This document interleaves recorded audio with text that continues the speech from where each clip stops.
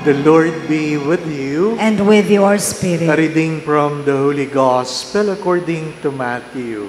Glory to you, O Lord.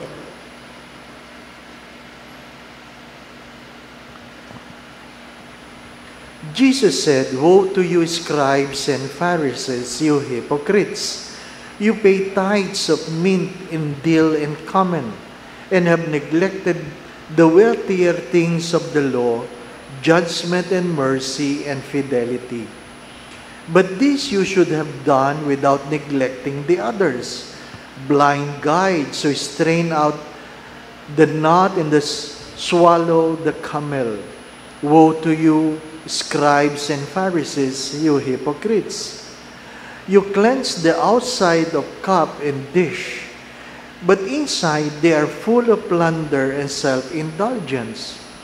Blind Pharisee, cleanse first the inside of the cup, so that the outside also may be clean."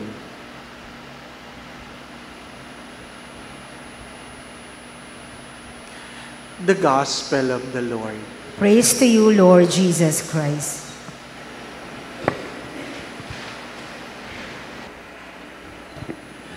As we celebrate today the memorial of Saint Monica, the mother of Saint Augustine, we pray in a special way for all the intentions of all mothers. I used to say, I wish that mothers will become Saint Monica, but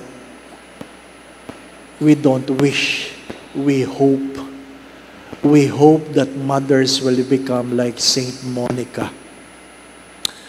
Father, why not like Mary? Well, not all sons like Jesus. You can only strive like Mary if your son is Jesus. But everyone is hopefully inspired to become Mary, docile and obedient to God. Why Saint Monica? Why Saint Monica? Of course, many of you knew the story about Saint Augustine.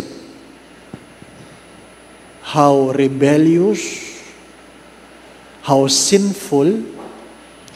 For 30 years, Monica would pray in tears. In tears. Can you imagine, for 30 years, a mother would pray in tears for the conversion of her son. That's why I hope that mothers would really pray and continue praying for their children.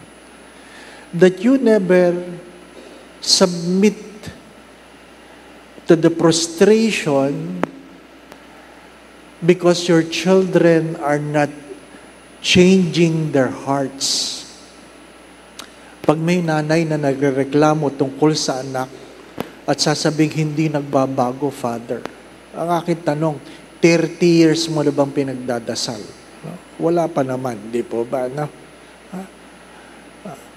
Kung ikaw ay 31, baka magiging another Saint Monica ka. Di po ba? No? Wala pa. Pray for your children. Pray for the conversion. Third, as I always say this, there are no hopeless cases except there are hopeless people. If you lose hope on your children, who will hope for them? So mothers, hope for your children. What is the first reading trying to tell us? Begin with the end in mind. Begin with the end in mind. Don't be discouraged. Hope for your children. Hope for your children. And lastly, pasensya na kayo, bias ako. Ano po? Kung merong magandang promoter ng vocation sa pagkapari, si Saint Monica. Bakit? Ano sabi ni Saint Monica kay Saint Augustine? I do not care where you will bury me, just remember my name in the altar. Just remember my name in the altar. Can you imagine? Mothers, can you imagine that your name will always be read and remembered in all Eucharistic celebration? Well, ang ganda ng tanong doon eh. Pag namatay ka ba, pagdadasal ka ba ng anak mo? Yun ang tanong. Di ba, no? Sino kaya makakaalala sa'yo pag ikaw ay namatay? But if you have a son who will be a priest, your name will be remembered in the altar, not only every day, but in all Eucharistic celebration. Kaya pagpariin niyo mga anak niyo. Pagpariin ninyo, di ba, ano? Ha?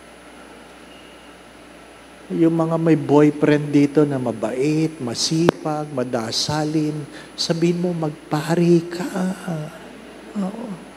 Alalahanin mo lang ako sa misa. Di ba, ano? Ha? At nangako si Saint Augustine, na ano, that I will remember you.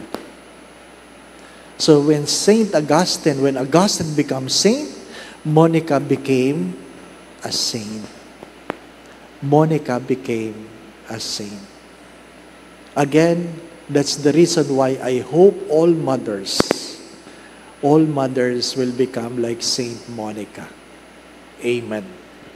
Again, my brothers and sisters, for God to be human, He has to be born of a woman. That's why we have Mary. And for a saint to be born, he has to have a mother. That's why we have Saint Monica. And whether you like it or not, you don't have a priest without a mother. Kaya yung mga nanay dito, pagpariin niyo yung mga anak. I remember the name of my mother kahit buhay pa, hindi naman sinabing patay na, hindi po ba? So kahit buhay pa, I remember her in all my masses. Same with the name of my father. How blessed you are if you have a son who is a priest who will remember your name in the table of the Lord. The Lord be with you. And with your spirit. And may Almighty God bless you and your family, the Father, the Son, and the Holy Spirit. Amen. We go now in peace to love and serve the Lord. Thanks be to God.